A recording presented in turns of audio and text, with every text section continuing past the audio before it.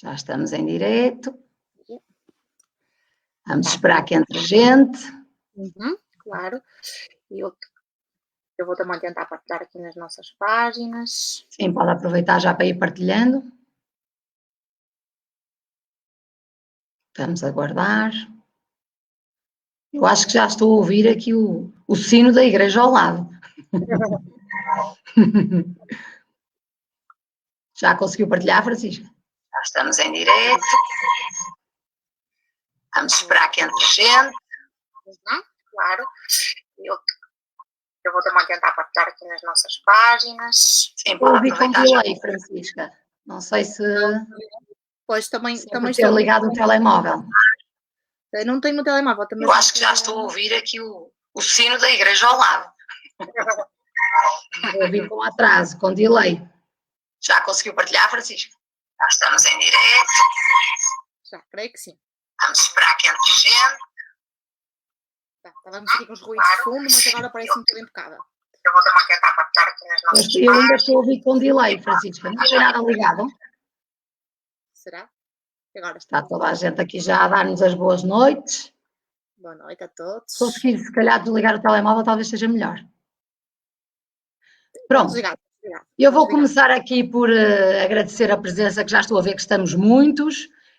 Hoje trazemos um tema um bocadinho delicado, um bocadinho pesado e, de certa forma, triste. Eu convidei mais uma vez a nossa especialista, psicóloga infantil, a Francisca Silva Ferreira, para nos dar aqui umas ajudas e um apoio nesta questão. E se calhar eu começava já diretamente por perguntar o que é que os pais devem saber antes de partir para o divórcio. Boa noite a todos. Obrigada, Maria, mais uma vez também por este convite. É sempre um gosto cá estar. O tema de hoje e a primeira pergunta logo coloca são logo duas coisas que não são fáceis. E é isto mesmo que eu queria começar por dizer, não é? Eu acho que não existem divórcios fáceis, por mais que muitas vezes o desejemos que seja, não é? E nem mesmo quando eles trazem até um certo alívio, pelo qual, e eu tenho muitas famílias nestas circunstâncias que ansiaram isto anos e anos, não é? E às vezes mesmo dentro dos divórcios mais amigáveis, aqueles que são até mais concordantes, quando nós chega à parte de separar a casa, os móveis, e sobretudo naquele momento em que se divide o bem mais precioso que nós temos, que são os filhos, não é? E nós sabemos também que esta questão é sobretudo aquela que vamos falar mais hoje aqui, que é sobre também a vivência das crianças e dos jovens nestes momentos. Francisco, quem está a falar em divórcio está a falar em separação. Claro, sim. Quando falamos em divórcio, acho que falamos sempre desta questão da separação, não é? E sobretudo nas novas conjecturas de famílias que temos hoje em dia, trata-se sempre de um rompimento aqui de alguns laços ao nível do casal. Mas de facto não há divórcios fáceis, porque o caminho, não é, vai de uma paixão à decepção, o que é doido muitas vezes e até pedregoso, não é, a vários níveis. Primeiro porque nos castiga com todas as certezas que só o amor nos dá. Não é? E eu acho que aqui só há uma única questão, só o amor nos pode salvar. Eu uso imensas vezes esta metáfora, e é de facto um bocadinho isto que acontece também num processo como o divórcio, sem dúvida, como a separação. O divórcio, obviamente, prejudica os adultos, sem dúvida nenhuma, mas também poderá prejudicar muito as crianças. Como é que nós podemos dar uma notícia destas aos nossos filhos? Há alguma fórmula mágica para fazer isto? De facto, não existem fórmulas mágicas, não é? E muito que nós as tentemos procurar, não existem. Eu sinto que há cada vez mais, e sinto isto muito até na consulta privada, que há de facto muitos pais a procurarem sobre como é que vamos dar esta notícia, ou estamos neste ponto da comunicação, e como é que vamos dar esta notícia. Antes deste ponto, eu acho que há um anterior que é preciso nós também percebermos, não é? Que é quando passamos para a fase da aceitação de que, de facto, vamos assumir que nos vamos separar, não é? E daí esta sensação muito agreste, que até aqui, no fundo, redescobrimos quem está ao nosso lado, não é? E também nós começamos um bocadinho a desconhecer todos os dias. E isto traz, de facto, aquilo que nos é o medo, não é? E os pais também têm medo. E nós sabemos isto. E claro que aqui, não é? Há sempre esta dor da partilha desta notícia. E efetivamente, os filhos também se tornam mais difíceis nesta fase, porque não há forma de transmitir esta notícia sem ser uma dor, não é?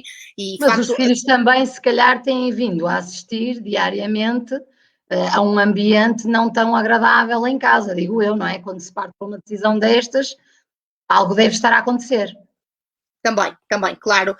Acho que aqui há duas questões que se colocam e que são pertinentes, não é? A primeira, e ainda antes um bocadinho na linha que estávamos a falar, é que se de facto as dores de um filho já são difíceis de suportar de qualquer forma, quando nós sentimos que esse sofrimento é por nossa causa, é seguramente muito pior. E também este sofrimento está a surgir porque nós também estamos a tentar pôr um ponto final na nossa infelicidade, no fundo, não é? E isto às vezes é um bocadinho difícil e é quase inevitável não haver esta dualidade de sentimentos também. Depois, respondendo muito concretamente a isto que a Mariana estava a falar, não é? Eu acho que há dois tipos de filhos. Há os verdadeiramente atentos, não é? E que sempre souberam que esta família não era uma família feliz, que havia algum ruído neste casamento, que algumas coisas não corriam bem a este nível. E depois há aqueles que ficam mais surpreendidos, porque na verdade, eu arrisco-me a dizer isto, não queriam ver. Claro que isto depende muito das idades das crianças, não é? Depende imenso. É aí que eu queria chegar, depende muito das idades, não é? Claro, agora, na minha perspectiva profissional, e os estudos dizem-nos muito isto, não é? As crianças nunca andam propriamente distraídas. Não acredito muito nas crianças distraídas. E por mais que os pais... As crianças percebem primeiro que os pais. se calhar, não é? E rimos a falar de coisas sérias, mas é verdade. E por mais que os pais, e isto acontece muito, não é? Não discutam à frente da criança e tentem até ter uma relação muito funcional, e eu vejo cada vez mais casais, às vezes tem casais que já estão separados efetivamente há bastante tempo, num processo até disfuncional daquela família, mas fazem tudo para manter aquela estrutura, que de facto há uma cumplicidade que deixa de existir, não é? E nós fazemos um esforço terrível para que, ok, vamos ainda tentar que isto seja uma família feliz, não é? E de facto as crianças prestam a separação dos pais, ou pressentem, no fundo, não é? Se calhar muito antes de lhes ser comunicado. Esta questão da hora da notícia, e eu tenho imensas conversas sobre esta questão, não é? Se há um momento certo para nós transmitirmos, claro que este momento é um momento que irá ficar, que nós nos vamos lembrar para a vida toda, porque é um momento de comunicação. Mas é o primeiro de muitos momentos, não é? O primeiro de muitos momentos. E aqui há duas coisas que são importantes. Uma é o afeto, e a Maria já sabe que eu sou fã número 1 destas questões de podermos gerir isto com maior afeito que se pode fazer, não é? E sobretudo para a criança se sinta segura naquele momento, de que independentemente daquilo que vai acontecer, há um pai e uma mãe que a amam incondicionalmente. E depois há esta questão da verdade. E a verdade também tem que ser muito ajustada. Sou adepta da verdade, claro, mas é importante que também perceber que temos que adaptar as nossas realidades às idades das crianças que temos, e aquilo que também vão guardar como lembrança e da relação que vão co-construir daqui para a frente com os seus pais, não é? Isto é importantíssimo, não é? Mas, Francisca, que reações é que nós podemos esperar das crianças? Quais são as perigosas? Engraçado isto, porque às vezes este é um tema difícil, foi um tema polémico, até nas publicações que fomos fazendo agora ao longo destes dias, mas é de facto os temas que eu mais trabalho e pelo qual eu tenho mais respeito, porque de facto acho que é preciso uma coragem imensa para as famílias também se exporem nestas medidas. É um processo de luto pelo qual as famílias passam, muitas vezes em reestruturação, em sofrimento, não é? Uma altura em que de facto eu escrevi há uns dias, se estende muito a roupa molhada que trazemos no corpo a vários níveis. Isto alarga muito mais do que as questões familiares, vai muito para as questões do casal também, e é preciso também ter alguma sensibilidade para conseguir de facto gerir isto. Agora, e também um bocadinho sobre esta questão das reações dos filhos, não é? Quais são as reações estranhas? É importante passar aqui duas coisas. Eu acho que há crianças que até numa primeira fase reagem com alguma indiferença, e nós partimos para, ok, reagiu muito bem, se calhar estava à espera, e depois há as crianças que naturalmente se revoltam, e às vezes esta revolta não é logo no primeiro nem no segundo dia a seguir, não é? Há o silêncio mais perigoso? O silêncio é perigosíssimo. o silêncio é perigosíssimo, porque o silêncio é sinal da não exteriorização daquilo que a criança está a sentir, não é? E muitas vezes a criança conforma-se com aquilo que está a viver, até começar a passar para aquele processo, não é? Nós falamos um bocadinho da aceitação e de perceber e de reconstruir novas dinâmicas. Diz que então os pais devem tentar ter conversas com os filhos sobre este tema, claro.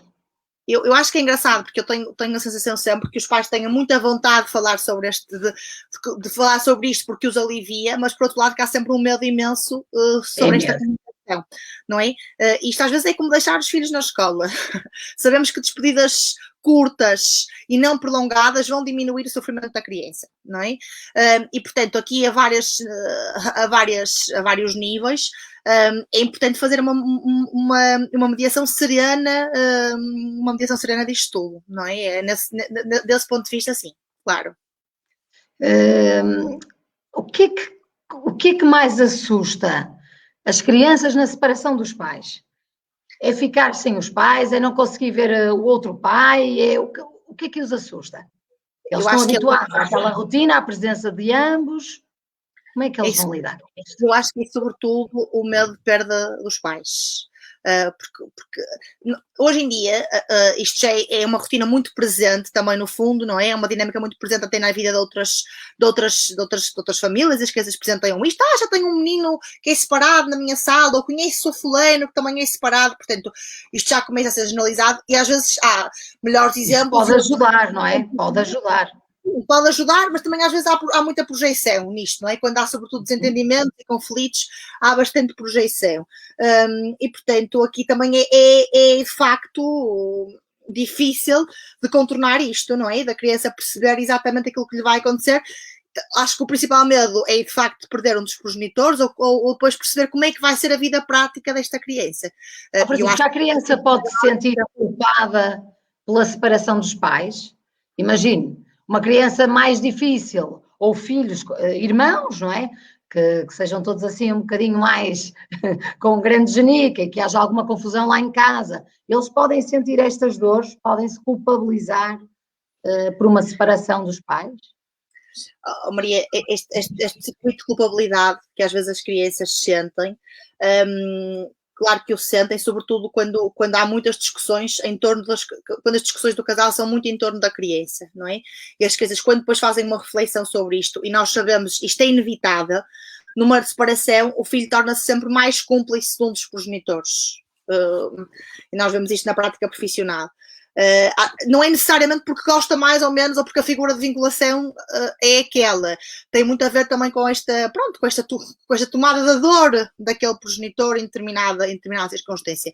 E muitas vezes, quando as circunstâncias são, quando as discussões são em volta da criança, isto é muito frequente acontecer, que é, então, mas se calhar eles separaram-se porque estavam sempre a discutir por minha causa. Portanto, por isso é que eu falava há bocadinho, seria importante clarificar com transparência às crianças as razões, não é? Pelas quais nos vamos separar, não é? Porque isto já não funciona, já não estamos muito felizes nesta relação. Tens reparado que às vezes também não estamos tão felizes, que não concordamos com determinados assuntos. Claro que cada família tem as suas dinâmicas e às vezes há motivos também que nós sabemos, não é? Muito, muito maiores e que não são ainda sensatos de ser revelados. Mas é preciso muita sensibilidade também dos pais nesta gestão, sem dúvida, não é? Francisco, e filhos de pais separados tendem a ser no futuro casais com problemas também? Os estudos dizem-nos duas coisas engraçadas sobre esta temática. Uma delas é que filhos de pais separados procuram muitas vezes casamentos imensamente felizes, não é? Em relações onde possam de facto projetar estabilidade e onde possam encontrar aqui uma outra forma de vivência. Depois há a questão da história ser cíclica, não é? E muitas vezes também terem dificuldade na forma como se vão relacionar com os outros. Isto também vem muito da forma como se gere também esta transformação ao longo da separação, não é? E isso é muito importante também ter em conta essas situações. Quando existe, olha, está aqui uma pergunta que deve ser para si. Qual a ideia da mediação familiar? É um recurso a privilegiar. Isto é curiosíssimo, esta pergunta que nos fazem aqui sobre a mediação familiar, porque eu acho que as pessoas, sobretudo quando procuram ajuda psicológica para este tema, vão imensamente centrados na ajuda que vai ser dada à criança, não é? Ou seja, nós temos, e bem, em certa medida, nós devemos munir a criança de ferramentas, ou vamos trabalhar com a criança ferramentas para ela lidar com as adversidades que lhe estão a acontecer e para se tornar mais segura e mais confiante nas dinâmicas a vários níveis. Muitas vezes, e os pais, nós como pais, sermos pais não é fácil, sermos pais num divórcio é ainda mais difícil. Mais difícil. É, sem dúvida. Agora, é importante nós pensarmos aqui uma questão. Muitas vezes, os adultos são parte da solução, sobretudo no bem-estar da criança. E a mediação familiar aqui é fulcral. Porque quando nós chegamos a um momento em que conseguimos, de facto, perceber que pode ser importante ouvir as duas metades da laranja, como eu costumo dizer, e que é importante discuti-las, por muitas razões que, de facto, tínhamos que discutir, é importante a esse nível, sem dúvida. Francisca, eu estou aqui a pensar na parte dos processos de regulação, da guarda das crianças, e quando as crianças, inclusivamente, são chamadas a depor, não é? E a dar o seu parecer em relação a este processo, isto deve ser duríssimo. Eu acho que mesmo quando os divórcios são extremamente amigáveis, eles são sempre um bocadinho litigiosos.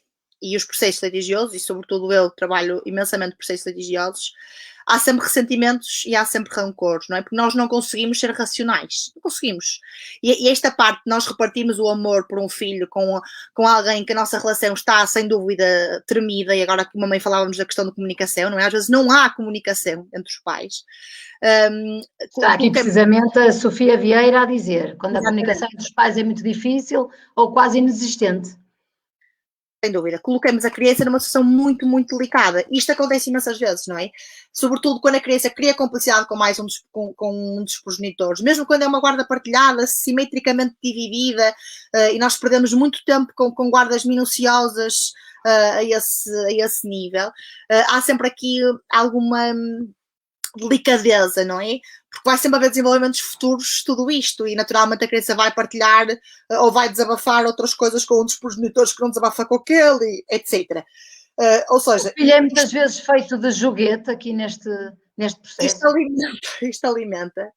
Os filhos, e eu vou correr um grande risco a dizer isto, os filhos são, sem dúvida, uma arma invisível desta guerra, não é? Que é uma guerra às vezes invisível, outras vezes mais visível que outra, mas os filhos são muitas vezes usados como arma.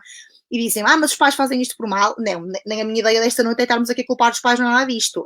Mas como é que nós os conseguimos proteger? Inevitavelmente, os pais não conseguem. Eu acho que é legítimo e não cabe a mim nenhum tipo de julgamento, pelo contrário, tentar de alguma forma sempre abraçar os pais por esta dor que também eles trazem, porque é um processo de luto bastante doloroso, não é?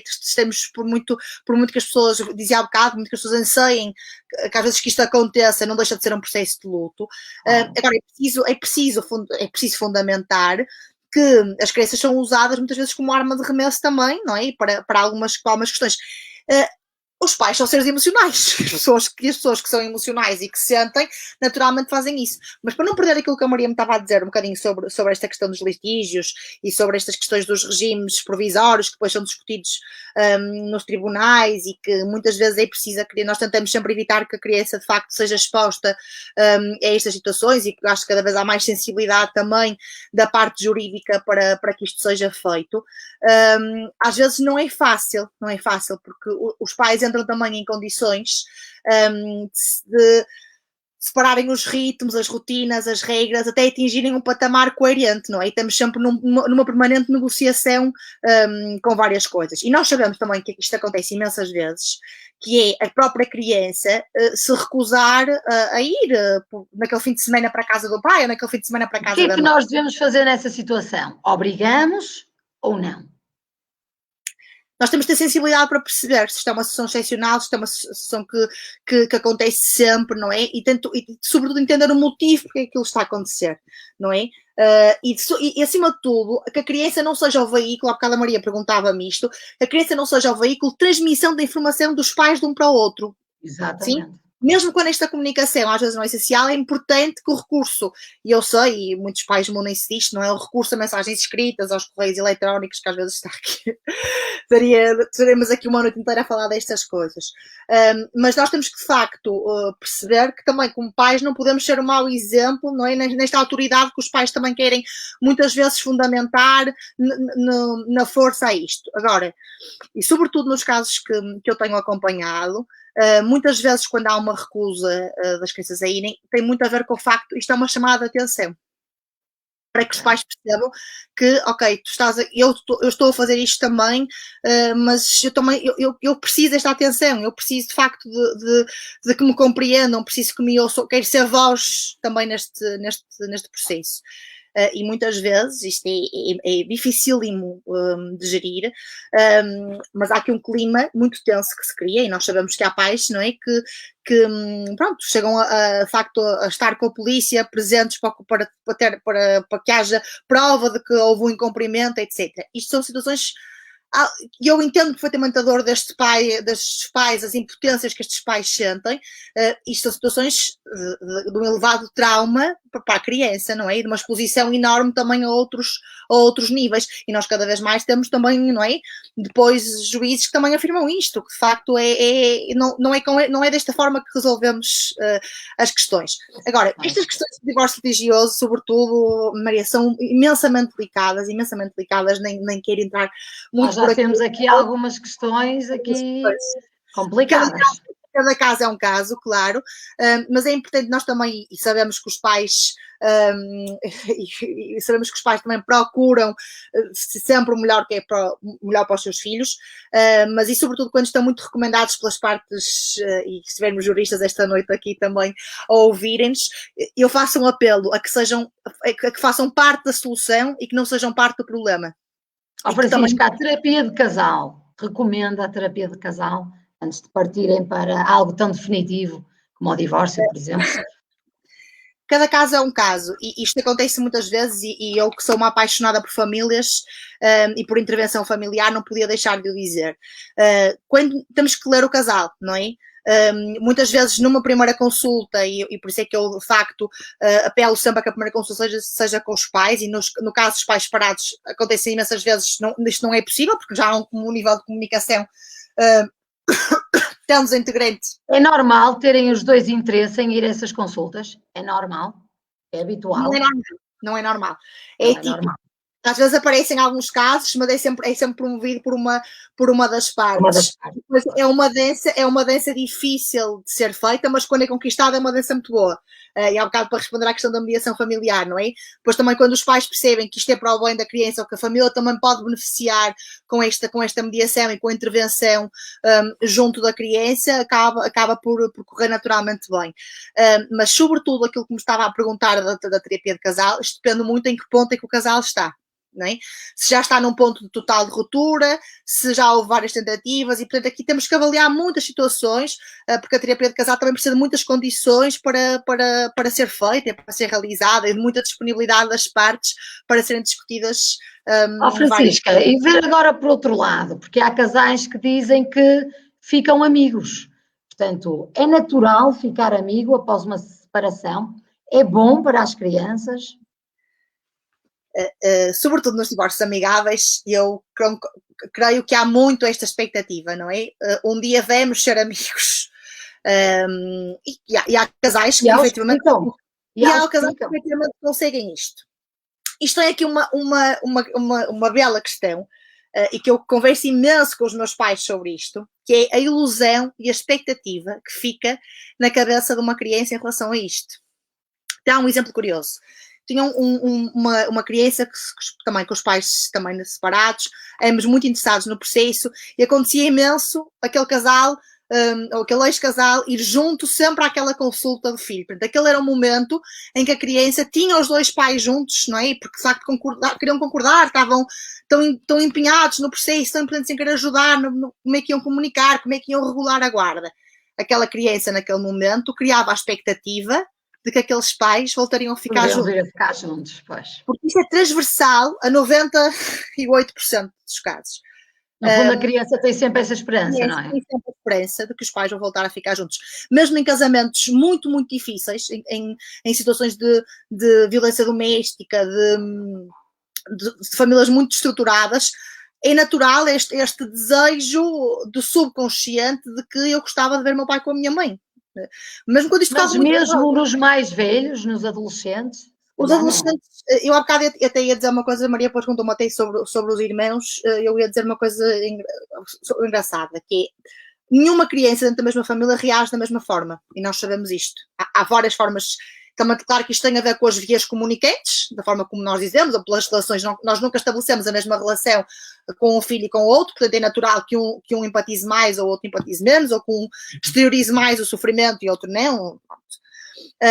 Claro que nos adolescentes, eu até acho que entre eles, muitas vezes acontece eles próprios comentarem, não é? O que é que tu achas que está a passar? Ou este ambiente familiar realmente é uma destrutura? Ou os próprios miúdos me dizem isto? Muitas vezes o problema chega antes de ser problema. Às vezes deve haver miúdos que querem ver os pais separados. A família já está disfuncional e as próprias crianças, quando estão muito tempo fora de casa ou quando procuram muitos escapes fora de casa, não é? Os adolescentes, nós percebemos isso claramente, são sinais de alerta. Há bocado a Maria falava de sinais de alerta, não é? Nós não encontramos no ambiente familiar a estrutura nem o equilíbrio que precisamos e, portanto, há aquela expectativa dos adolescentes nesse sentido.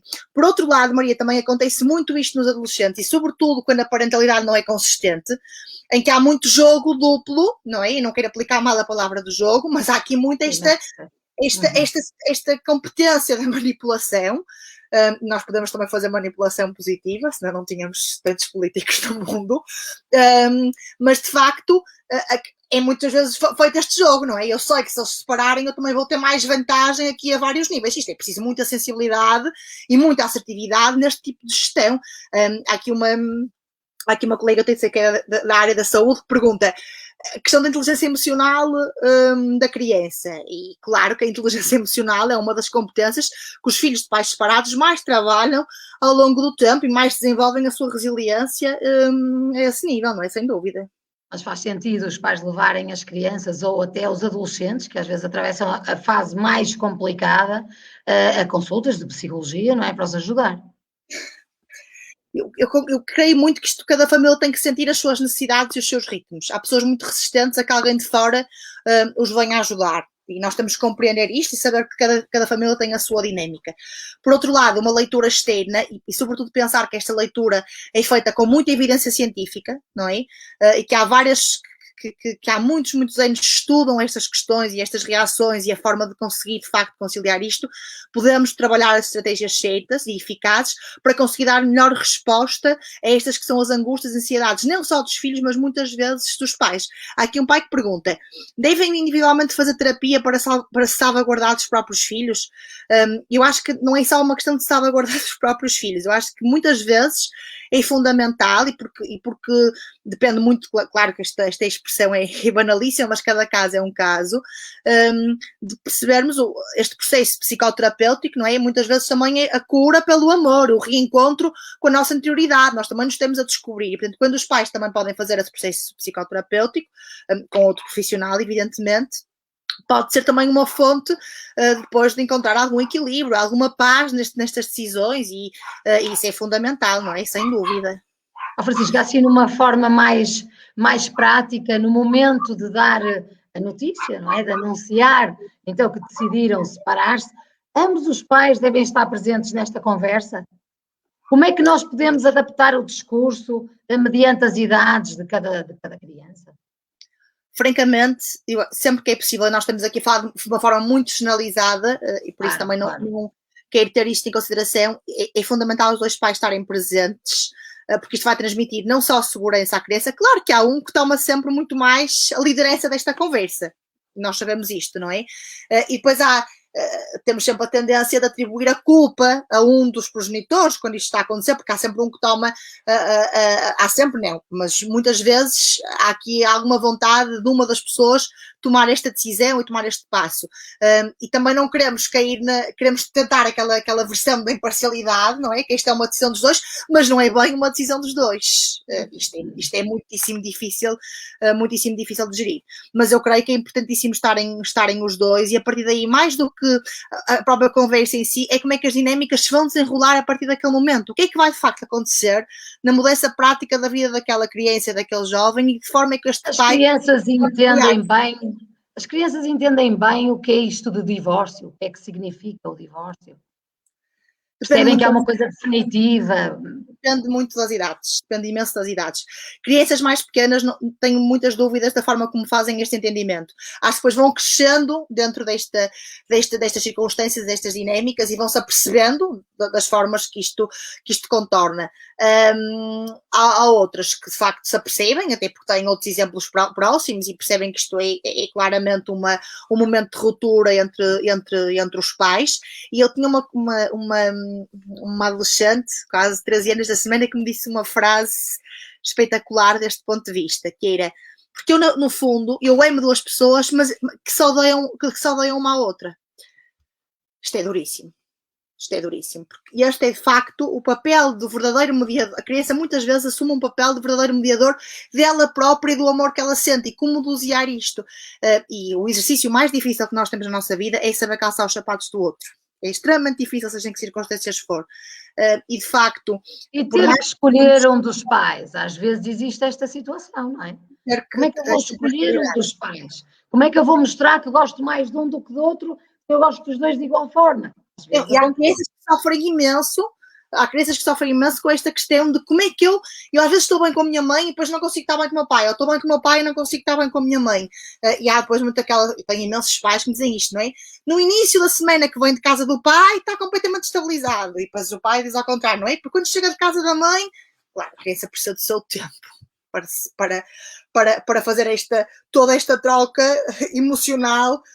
Sobretudo que nós sempre são casas diferentes, são regras diferentes, são estruturas diferentes, e eu luto muito contra isto a casa da mãe e a casa do pai, não é? A criança efetivamente não é a casa do pai nem a casa da mãe, espera-se que seja a casa dela, mas claro que a criança se identifica naturalmente mais com uma casa, e nós não podemos não validar isto, e sobre as guardas, isto é muito, muito curioso. Eu percebo imenso que sobretudo hoje em dia, não é? O mais justo é esta divisão meticulosa de passas uma semana aqui, outra semana lá, jantas à terça-feira, jantas à sexta, permutas a tudo isto. Deve ser difícil, não é? Fazer as malas para depois ir a outra semana, voltar a fazer malas. Tem a roupa na casa da mãe, tem a roupa na casa do pai, depois há aqui trocas com os uniformes, com as coisas, é sempre muito, muito difícil. Mas a esse nível... e eu acho que quando nós somos sensatos, acontece imensas vezes isto, os próprios pais assumem isto, que é: mas eu também não quero ficar uma semana sem o meu filho, mas não aguento ficar uma semana sem o meu filho, porque na verdade nem sei se é muito por ele, mas também é mais por mim. Eu entendo isto perfeitamente, não é? Ninguém quer ficar uma semana sem os filhos, mas é preferível às vezes nós percebermos que aquilo que temos para dar em termos de tempo de qualidade é muito mais importante do que andarmos a contar os dias pelos dedos das mãos para ficarem exatamente divididos. Iguais, não é? Iguais. Se calhar é muito mais importante, se calhar às vezes a guarda não é partilhada dessa forma, mas se o pai ou se a mãe podem ir buscar a criança às 4 da tarde à escola, e se podem estar com ela e podem participar numa atividade extracurricular, provavelmente a criança ter que dormir só a questão da pernoite, e nós sabemos que a questão das pernoitas e a noite traz muita ansiedade e muitos medos à criança quando começamos a explorar isto. E há crianças que choram por ir porque naquela noite não querem ir, e há crianças que choram porque têm que voltar e não querem voltar. Isto deve ser complicadíssimo. Havia aí até uma questão agora mais acima, que de facto é interessante. Quando as crianças choram para ir, nós temos que gerir isto também com a máxima sensibilidade, e não é fácil, porque muitas vezes temos os pais a sofrerem também por estes motivos. Nós temos que dar estratégias à criança e ferramentas para ela de facto conseguir encontrar aqui um equilíbrio nesta desregulação. Isto no fundo é uma desregulação emocional. Nós choramos nesta troca de ambientes, mas cabe-nos a nós adultos proporcionar o máximo de estabilidade dessa forma, não é? Há aqui um pai muitas vezes ainda existe aqui um prolongamento, que é quando esta relação acaba, mas depois vêm outras relações, não é? Portanto, o pai arranjará outra pessoa, a mãe eventualmente arranjará outra pessoa. Maria, esse tema ficávamos a noite toda à conversa. E eu muitas Podemos vezes... ficar. Não podemos. Imensas vezes isto aos meus pais, de uma forma de expressão, que ainda sobretudo em fases iniciais da separação, não é? Isto só está a começar. Isto só está a começar. E há bocado perguntava uma questão dos amigos, a questão dos pais ficarem amigos. Naturalmente, as pessoas depois procuram outras oportunidades de felicidade, e bem, porque é um direito de sermos felizes e do reencontro nas relações, e também estaríamos aqui só uma noite inteira a falar de relações. E é delicadíssimo esta entrada de outras pessoas na vida da criança, na forma como é feita. Às vezes menos ou mais precipitada, é questão de se avaliar, mas perceber que esta criança vai passar a integrar e vai representar a figura, não vai representar a figura parental, mas há uma expectativa que de alguma forma assume o papel feminino, o papel masculino dentro daquela casa, ou que, e aqui estávamos também mas já... deve ser uma entrada moderada, não é? Se calhar. Convém ser uma entrada equilibrada, sobretudo, não é? E que haja conquista também de parte das crianças, e depois há os meus filhos, os teus filhos e os nossos filhos. Nós também sabemos que tudo isto gera, claro, muitas vezes imensos conflitos, mesmo da outra parte, não é? Às vezes mais provocatórios, e é importante haver aqui muito equilíbrio e muita sensibilidade neste tipo de gestão. Aqui perguntas dos o Diogo está-nos a perguntar qual a partilha mais sensata, mas eu não sei se existe, se depende dos casos, não é? Claro que sim, não há uma fórmula mágica para a partilha mais sensata. Mais sensato é, de facto, os adultos conseguirem estar em paz e em equilíbrio com as escolhas que fazem. A partir daí, tentar, de facto, estar na vida das crianças de forma positiva, sabendo que aquele contributo que aquele pai ou aquela mãe vão estar, independentemente de não estar os 7 dias da semana, 24 ou 24 horas, poder estar com qualidade, com disposição, com o amor que esta criança merece receber destes pais. Isso sim é fundamental a esse nível. Claro que nós precisamos de tempo, muitas vezes, para conseguir participar nas rotinas e na vida dos nossos filhos, e depois há esta situação do polícia mau, do polícia bom, não é? No caso eu dou um estudo mais e tenho as minhas rotinas todas trabalhos de casa, depois vou só uma vez por semana para a casa do outro. E quando entram aqui os presentes?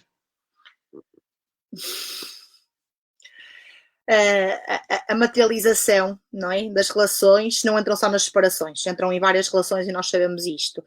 Isto vai muito da formação e da educação que nós queremos passar aos nossos filhos. Se de facto essa é a forma, há muitas formas de nós conquistarmos as crianças, e mais uma vez eu faço um apelo: a forma melhor de nós conquistarmos a relação com uma criança é o afeto, é a forma como nós estamos com elas, na forma como nos demos, como brincamos, como estamos disponíveis para estar nesta relação com a criança.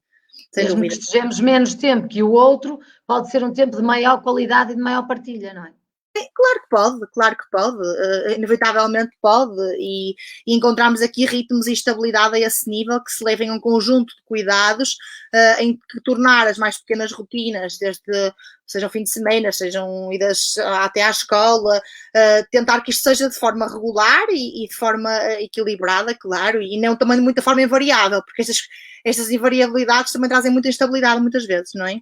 Eu deixei aqui a pergunta do Diogo Lima, já está aqui há algum tempo. Conheço casais que não se separam porque consideram ser pior para os filhos. Contudo, não é pior para uma criança ver um exemplo de um casal sem cumplicidade? Havia aqui e na resposta ao Diogo Lima, havia aqui uma outra participante da nossa conversa que dizia que o momento de separação dos pais foi dos momentos de maior alívio. Exatamente, também. História, não é? E eu concordo plenamente, e muitas vezes mantêm-se casamentos altamente infelizes pela questão de não querer desestruturar esta família, e fazem-se férias em família, e fazem-se imensas tentativas para que isto resulte, para que as coisas aconteçam, quando já não há dinâmica a este nível. E isto levava... Se calhar não devemos forçar alguma coisa. Isto levava a outro tema muito bom, eu ia dizer brilhante, mas muito bom. Vamos já combinar. Os falsos ideais de famílias felizes. E nós agarramos muito à construção dos falsos ideais de famílias felizes, e muitas vezes os maiores problemas socioemocionais que nós temos, não é? Não só nas pessoas que procuram ajuda, mas também de forma geral, vêm precisamente dessas famílias, em que os assuntos são tão tabu, em que se procura tanto que haja uma aparência, uma imagem sobre aquela família, e não há às vezes a coragem para esta ruptura, porque as pessoas... Mas muitas vezes também é apenas o medo de os magoar, não, Francisca? Muitas vezes é apenas aquele medo de os magoar. Em cima de tudo, eu estou a dizer isto numa perspectiva de reflexiva, porque claro, o maior sentimento que nós temos é este cruzamento com a comunidade da dor que vamos causar ao outro, e sobretudo não só a dor que vamos causar a uma pessoa com quem vivemos há muitos anos, mesmo que já não haja aquele amor, aquela paixão acesa, mas sobretudo aos nossos filhos, que estão nesta estrutura. É um peso imenso para nós. Isto é dificílimo, não é? É dificílimo e acaba por ser duro a vários níveis, claro. Está toda a gente aqui a concordar que o mais importante é o afeto. Está tudo a concordar que o mais importante é o afeto. Eu acho que sim. Pelo menos hoje aqui está tudo de acordo. Não, este é um assunto que há várias perspectivas sobre eles. E há bocado a Maria perguntava, existindo mais que um filho, é normal que estas despesas mais significativas do divórcio às vezes são normalmente assumidas, até os estudos dizem-nos muito isto, pela criança mais velha, por a criança mais velha também assumir aqui às vezes algum papel de maior percepção das situações. E claro que mais fragilizado, não é? E projeta, claro, esta hostilidade também sobre as reações e é de facto difícil de gerir esta turbulência de uma situação que às vezes parece estar tão pacificada, mas que vamos reagindo de variedíssimas formas, sem dúvida. É que aqui há quem diga que os filhos são os que mais sofrem no divórcio. São se calhar sofrimentos diferentes, porque os adultos também devem sofrer e também não podemos desvalorizar, não é? São dores absolutamente distintas. Numa infância, agora é preciso percebermos isto a dois níveis. Localizarmos uma separação na infância e então a criança está numa fase de formação, não é? Da sua identidade, da sua personalidade, é um ser biopsicossocial a vários níveis, aquilo que ela é, aquilo que ela experimenta pelo meio, as oportunidades que lhe vamos dando, e portanto é uma esponja disto tudo. E aqui a construção do sentimento de relação, e claro que é imensamente difícil a criança viver sobre este meio termo. Por outro lado, a criança desenvolve outras competências e outras ferramentas de gestão das emoções, há bocado falava aqui inteligência emocional, muito, muito grande a esse nível também. E claro que nos cabe a nós adultos percebermos que esta é uma dor em construção. Às vezes nós só nos apercebemos da dimensão que aquela separação teve na nossa vida quando temos uma idade com mais maturidade que nos leva a compreender que aquela estrutura ou que novas estruturas nos levaram a outras dinâmicas. Não temos logo capacidade para compreender naquele momento aquilo que nos está a acontecer. O adulto sente, de alguma forma sempre, não é? Eu investi num projeto que não resulta. E este sentimento de frustração também, não é? Eu acreditei. É uma desilusão também, é uma desilusão. É uma desilusão imensa e as próprias famílias, há sempre uma gestão destas expectativas, aquilo que se idealizou com aquilo que acontece, portanto não é propriamente um sentimento afável dos pais sentirem e é duríssimo. E até por alguma pressão social, que imagino que também não seja fácil, não é? Sem dúvida. Social, familiar, enfim. Claro, Maria, eu sinto imenso quando os pais às vezes me procuram, até um bocadinho com a procura de encontrarem para os filhos quais são as estratégias de comunicação, como é que podemos de facto ajudar as crianças, e também muito nesta ótica de mediação familiar, muitas vezes procuram colo. E os pais precisam de colo também, porque estão desamparados a várias vezes. Às vezes nem sequer estão preparados. Está aqui a Ana Filipa a perguntar se devem esconder a dor pela separação para eles também não sofreram, se devem mostrar realmente o que estão a sentir, os pais. Os filhos são peritos a perceberem aquilo que nós estamos a sentir. por muito, nós agora no confinamento vemos isso, não é? E nós tentamos nos manter calmos, relaxados em relação a isto tudo, não estamos nada estressados, temos as rotinas todas estruturadas, já falamos disto na nossa última conversa, e efetivamente por dentro temos um turbilhão nas nossas emoções, na gestão do tempo. Eles conhecem-nos bem, eles conhecem-nos bem. Melhor do que o que nós imaginemos. E às vezes há saídas e expressões, e eu tenho imensas mães que me dizem isto, eu nunca imaginei que eu me fosse dizer isto, ou que eu me fosse perguntar determinada questão. Eu acho que nós temos o dever de ser transparentes nas nossas emoções. Claro que quando há pais que atingem estados altamente depressivos ou até estados psicopatológicos a estes níveis, precisamos de fazer aqui uma mediação, também não temos que expor a criança a tudo isto, não é? Agora, também é importante às vezes empatizar com a criança. Olha, eu também estou muito triste com esta saída de casa, eu também estou muito triste não foi isto que eu imaginei que viesse um dia a acontecer, não é? Eu acho que também a criança quer algum sentimento de empatia a estes níveis, claro, não é? Antes disso, só aqui há a questão do... Pode ser uma forma de empatizarmos, claro, em função também da idade da criança e da forma como nós gerimos isto. Antes de irmos aqui só à questão do Diogo, também há aqui uma questão prática que é a ausência de um dos pais.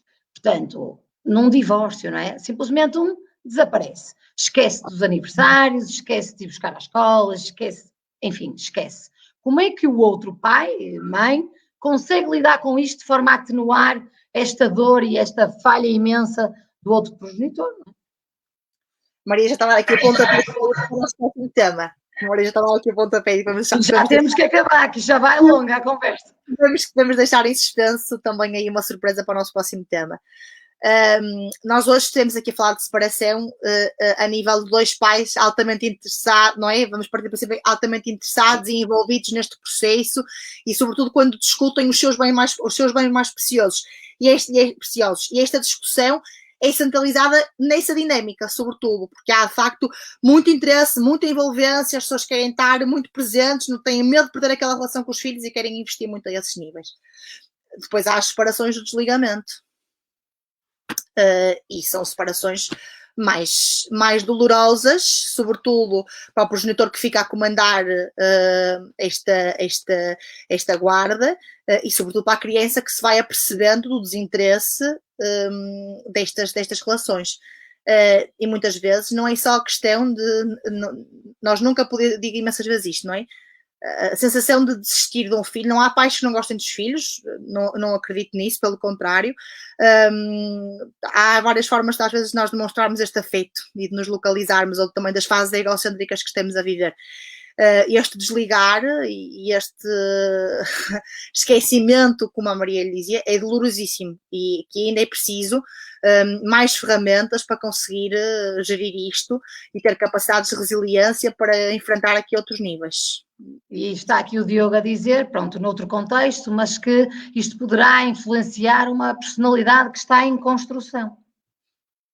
Claro, era o que eu falava há bocadinho, não é? Estamos num processo transformador e estas relações serão cruciais na forma como também nos vamos relacionar com os outros, sem dúvida.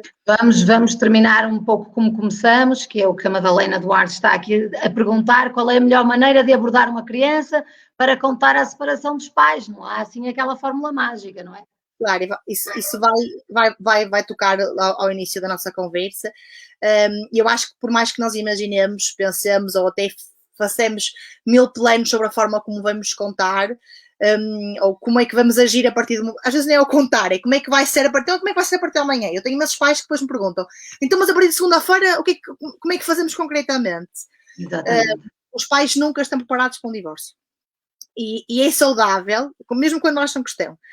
Há bocado a Maria falava desta questão das amizades e por isso é que eu dizia, às vezes eu digo, estamos numa fase inicial, é saudável que se cansem, é saudável que se arrependam e que quase às vezes desistam até de ser um bocadinho sensatos, porque lutam, e eu isto tenho a certeza absoluta, os pais lutam por serem bons pais, não é? E fazem isto na tentativa de serem os melhores pais possíveis. Acreditam que podem ser. Agora, nem sempre a forma como os filhos convivem com a separação dos pais, isto lá está, vai dos vasos comunicantes que fomos falando ao longo da nossa conversa e da forma como vamos fazer isto, é que é de facto precioso na gestão dessas emoções, não é? Olha, Francisca, vamos terminar, vamos agradecer a todos aí em casa que nos acompanharam, agradeço à Francisca, claro, a sua presença, parece que vamos ter mais programas como este, que a malta está-nos a puxar para aqui, e queria também vos dizer que se tiverem alguma questão que ainda não tenham sido respondida, podem deixar nos comentários, que depois eu e a Francisca vamos dar uma vista de olhos e vamos tentar responder de forma sucinta às vossas questões, ok? Muito obrigada mais uma vez, boa noite por terem estado connosco, e até ao próximo programa. Fiquem atentos. Muito obrigada, Maria. Boa noite a todos. Obrigada pela presença.